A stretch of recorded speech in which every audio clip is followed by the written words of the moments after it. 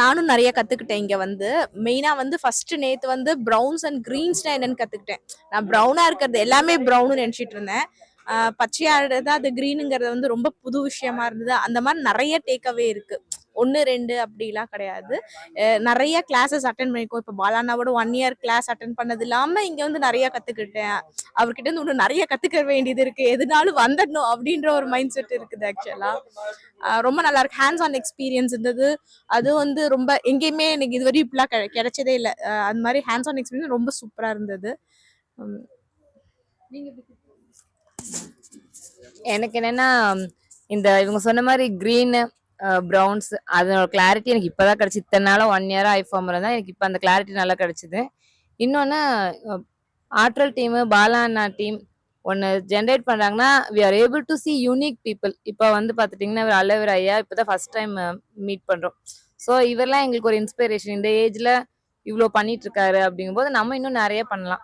மெயினாக நான் கற்றுக்க வந்தது கம்போஸ்ட் தான். கம்போஸ்ட் ரொம்ப சிம்பிளாக அவங்க சொல்லி கொடுத்துட்டாங்க.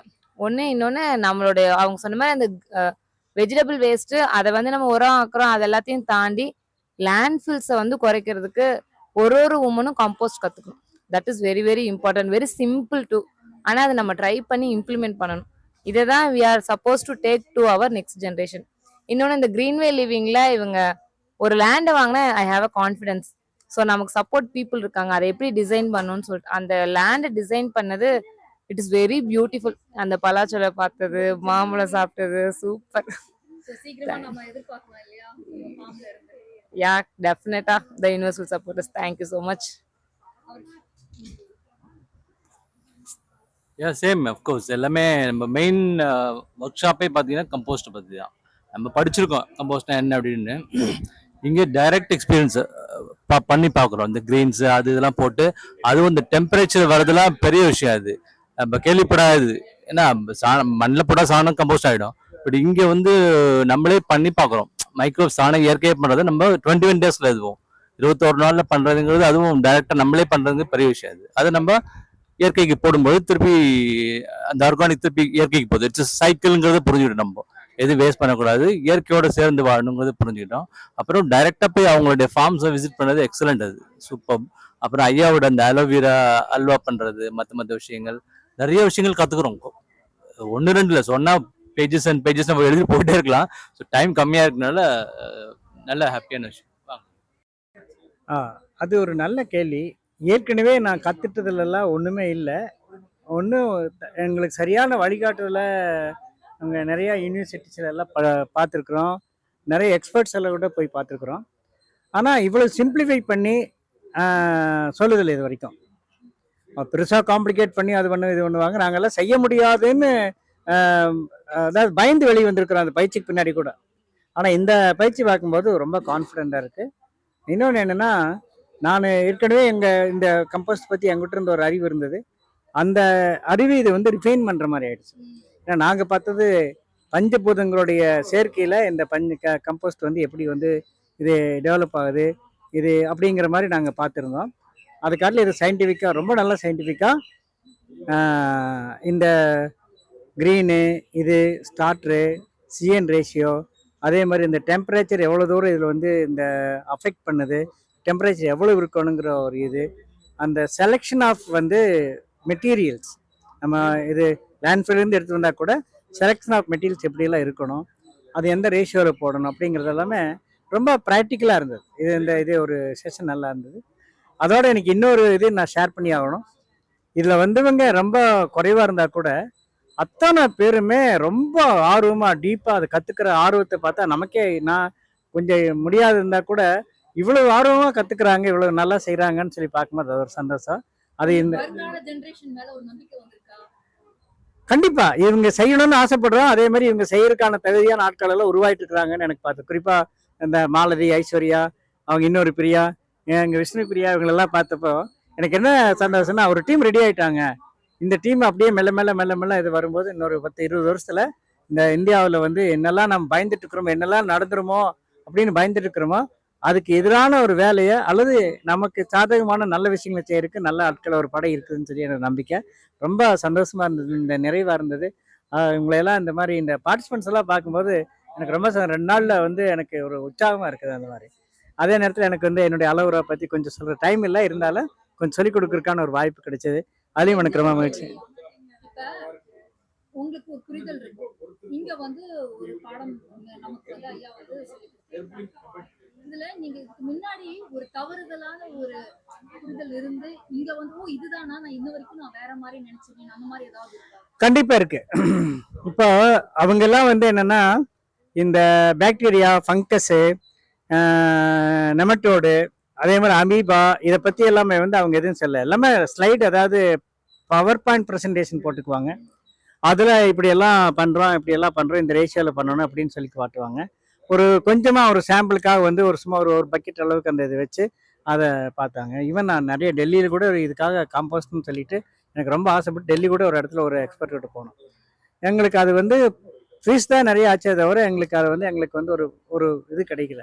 ஆனால் அது அது அந்த அளவுக்கு கிடைச்சப்போ அதுதான் பெரிய விஷயம் நாங்கள் நினச்சிருந்தோம்.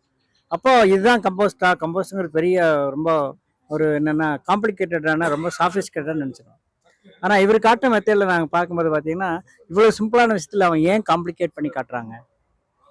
ஆமாம், இவ்வளோ சிம்பிளான விஷயத்த ஒரு இவ்வளவு காம்ப்ளிகேட் பண்ண வேண்டிய அவசியமே இல்லையே.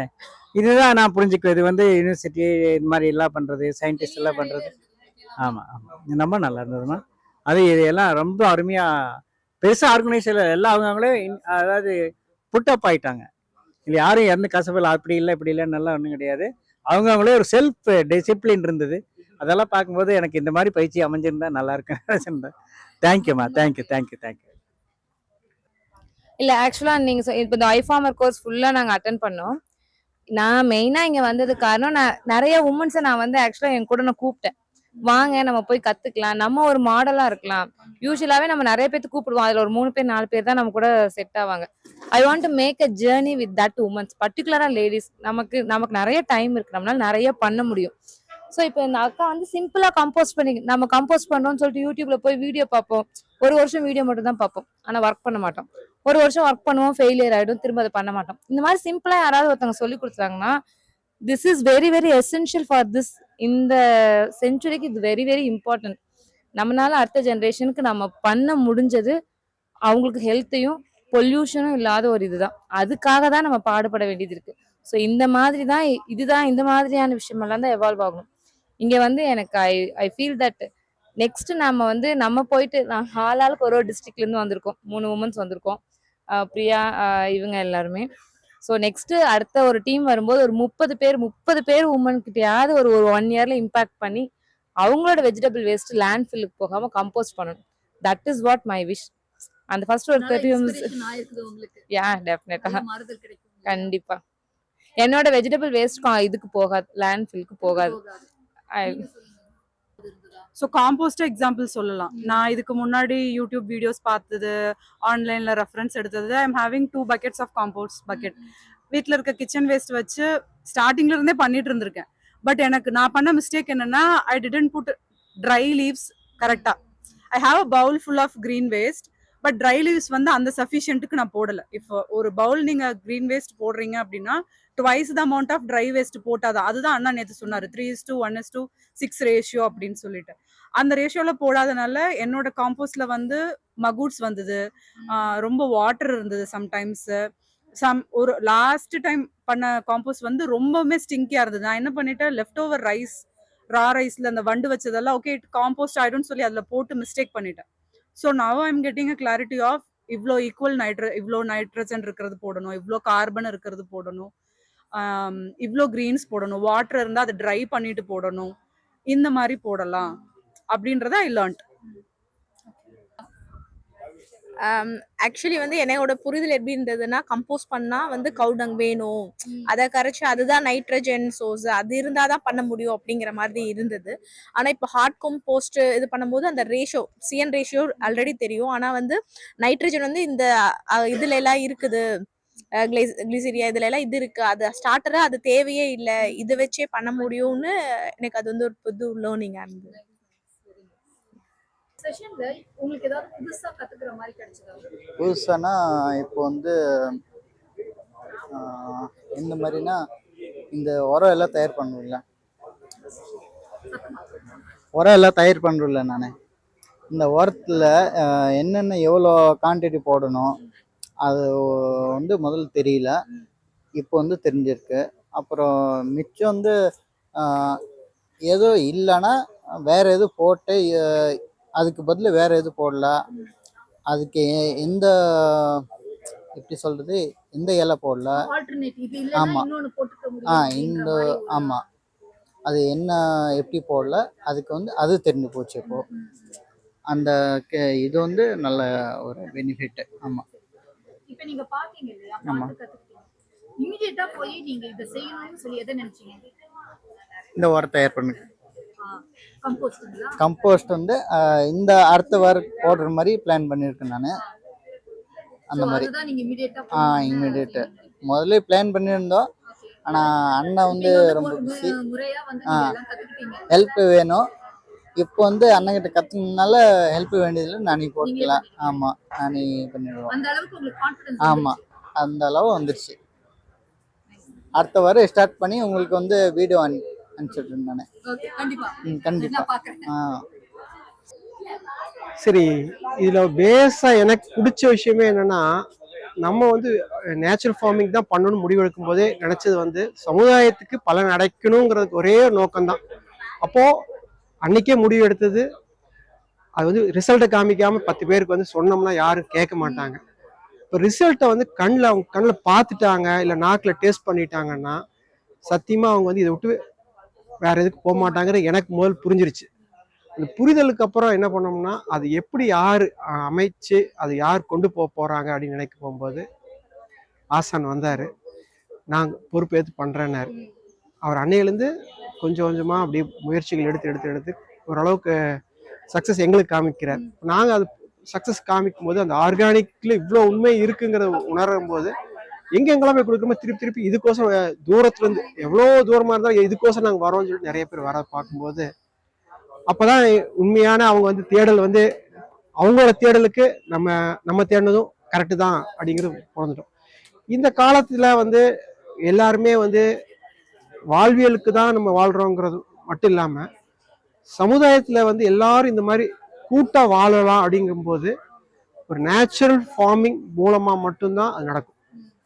எல்லாருமே தனித்தனியாக இயங்காமல் ஒரு கூட்டு முயற்சியும் எடுத்து இந்த இடத்துல எனக்கு விளையுது, உங்கள் இடத்துல விளையுது, ஆனால் முழுமையாக நம்ம வாழ்வதற்கான பூமியில் கிடைக்கிற ஆரோக்கியமான விஷயங்கள் கிடைக்குதுங்கிறத உணர்ந்துட்டு சத்தான உணவுகள், ஆரோக்கியமான உணவு, மெயின் சத்து, நியூட்ரிஷன்ஸ் முக்கியத்துவத்தை எல்லாருமே உணரவும் ஆரம்பிச்சிட்டாங்க. அதற்கான எல்லாரும் முயற்சி எடுக்கிறது இல்லை, உணர்ந்துட்டோம்.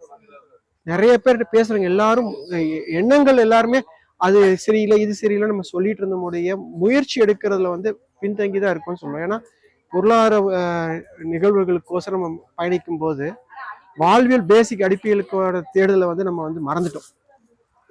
நானும் அது ஒரு 20 வருஷமா தேடலை மறந்துட்டு வேற வாழ்வியலுக்கோசரம் தேடிட்டு இருக்கிறத நினைச்சிட்டு வாடிட்டு இருந்தேன். அதுக்கப்புறம் தான் இந்த இதுக்குள்ள நல்ல விஷயம் கிடைக்குதுங்கிற தேடலுக்கு அப்புறம் தான் மற்றவங்களுக்கு ஏன் கிடைக்காம இருக்கு அப்படிங்கிறது தான் சரி. அப்போ எல்லாருக்கும் இதுக்கு ரீச் ஆகும்னா நான் மட்டும் அடையக்கூடாது, முடிஞ்ச அளவுக்கு ஒரு இயற்கை எல்லாரும் விரும்பணும். இயற்கை எல்லாருக்கும் பொதுவானது. இயற்கை எல்லாருக்கும் பொதுவான இயற்கையை யாரும் கட்டுப்படுத்த முடியாது. எல்லாருக்கும் ரீச் ஆகும்னு என்ன பண்ணும், அது என்ன கொடுக்குங்கிற உணரணும்னா என்ன பண்ணும், அதுக்குள்ள நடக்கிற நிகழ்வுகளை பதிவு பண்ணி அந்த பதிவு பண்றத வந்து யாரோ ஒருத்தவங்க வந்து இப்படிதான் இயற்கையில் நடக்குதுங்கிறத உணர வச்சோம்னா அது எல்லாரும் கம்போஸ்ட்ங்கிறதோட இயற்கைக்குள்ள நடக்கிற சூழ்நிலைக்கு தகுந்த மாதிரி எப்படி அது தன்னை மாத்திக்குது, கம்போஸ்ட் பண்றதோட இயற்கைக்குள்ள தன்னை மாத்திக்குது, வடிவம் மாத்திக்குது, தனக்கு நல்ல விஷயங்களை எப்படி கெட்ட விஷயங்களை மாத்துது, இது எல்லாமே உணர்ந்து இயற்கை தன்னை சரிப்படுத்திக்குது. இது சரிப்படுத்தி நமக்கு வந்து நல்லதாக கொடுக்கணும்னு எதிர்பார்க்குது. ஆனா நம்ம தான் அது வந்து என்ன பண்றோம், தேவையில்லாத வெளியேற விஷயம் பிகாஸ் நமக்கு தெரியல, அறியாமை எவ்வளவு காலங்கள் வாழ்ந்துட்டோம். அப்ப அந்த அறியாமை வந்து முதல்ல இருந்திருக்காங்க, மூத்தவர்களுக்கு இல்லை, அதெல்லாம் நல்லா பண்ணியிருந்திருக்காங்க. ஆனா அது அறிவியலா யாரும் ரெக்கார்ட் பண்ணல. இந்த இதுல வந்து எங்களுக்கு வந்து அறிவியலை ரெக்கார்ட் பண்றதுக்கு ஒரு சூழ்நிலை அமைக்க முடிஞ்சது. ஆனா எங்களோட வசதி வாய்ப்புகள் கம்மியா இருக்கறனால அந்த இதுக்குள்ள நான் என்ன முடிஞ்சதோ நாங்கள் வசதி வாய்ப்புகளை அறிவியலை வந்து புரிய வச்சிருக்கோம். அது சமுதாயத்துல வந்து பார்க்கும்போது அவங்க இது இவ்வளவுதான் அறிவியல் மூலமா வாழ்வியல் ஈஸியா நம்ம புரிஞ்சுக்க முடியுதுன்னு தெரிஞ்சுட்டாங்கன்னா கண்டிப்பா அவங்க மூலம் ஒரு 10 பேர் 100 பேர் அப்படி 1000 பேர் இந்த மாதிரி தான் மல்டிபிள் ஆகும்னு நம்புறோம். அது எல்லாரும் கண்டிப்பா இந்த இடத்துல காலத்துல கத்துக்கிட்டதை வந்து எல்லா களங்களையும் அவங்க வந்து அந்த கடைபிடிப்படுத்தினாங்கன்னா அந்தந்த களங்கள் வந்து அங்கங்க விரிவடையும். அது 10, 100, 500, 1000 அப்படி அதிகமாகும்போது தான் ஆலமரம் அரச மரம் மாதிரி அது வளரணும். வளரும் போதுதான் சமுதாயம் வந்து எப்படி அரச மரம்னு ஒரு உயர்ந்த நம்ம வச்சிருக்கோமோ சமுதாயம் அது மாதிரி எல்லாருமே ஹோல்டாகி நிற்கணும். எல்லாரும் சேர்ந்து வாழணும், கம்யூனிட்டியா இருக்கணும். எல்லாரும் சேர்ந்து அவங்க விஷயத்துல எனக்கு இது முயற்சி எடுத்து இது பலன் கிடைச்சது, நீங்க முயற்சி எடுங்க, இதுல பலன் பிடிச்ச விஷயத்தையே பண்ணுங்க. பிடிச்ச ஒரு விஷயம்னா அந்த ஒரு விஷயத்தை ஆழமாக தெரிஞ்சு பண்ணுங்க. அதுல இருக்க நல்ல விஷயத்த கத்துட்டோம்னா இயற்கையில் நிறைய நல்ல விஷயங்கள் இருக்கு. அதை மெயினா விவசாயத்துல மட்டும் இல்லாம உறவுகள்லையும் கிடைக்கும். உறவுகள்ல வந்து நல்ல நல்ல விஷயங்கள் பண்ணும்போது உறவுகள் நிறைய உருவாகுறாங்க. எல்லாம் உறவுகளா வாழ்வோம். இந்த உறவுகள் கிடைச்சாலே யாருக்கும் இந்த குறையே இருக்காது. உறவுக்கோசம் தான் மனிதர்கள் வாழ்றோம், பறவைகள் வாழ்ற மாதிரி மனிதர்கள். உறவுகள் கிடைக்கும். இந்த கம்யூனிட்டியா வாழும்போது நல்ல விஷயங்கள் நடக்கும் நம்புறேன். இப்படி ஒரு வாய்ப்பை கொடுத்ததுக்கு ரொம்ப ரொம்ப நன்றி சார். இது இயற்கை நமக்கு கொடுத்த வாழ்க்கை, நம்ம எல்லாரும் அதே மாதிரி அனுபவிக்கணுங்கிறதா என்னோட எண்ணம். நான் நடுவில் ஒரு 20 வருஷம் பயணிக்கும் போது தவறுகள் பண்ணியிருப்பேன். ஆனா தவறு பண்ணதுனாலதான் இயற்கையை ரசிக்க ஆரம்பிச்சேன். ஆனா முதல் விருப்பம் இருந்தது, ஆனா நடுவில் விட்டுட்டேன். ஆனா திருப்பி இயற்கை நேசிக்க ஆரம்பிச்சதுக்கு அப்புறம் முடிஞ்ச அளவுக்கு அது இருக்கிறதுலயே நம்ம முயற்சி எடுப்போம்ங்கிறது தான் எடுத்துட்டு இருக்கோம். நீங்களும் அது மாதிரி எல்லாரும் முயற்சி எடுங்க, கொண்டு வாங்க. தேங்க்யூ.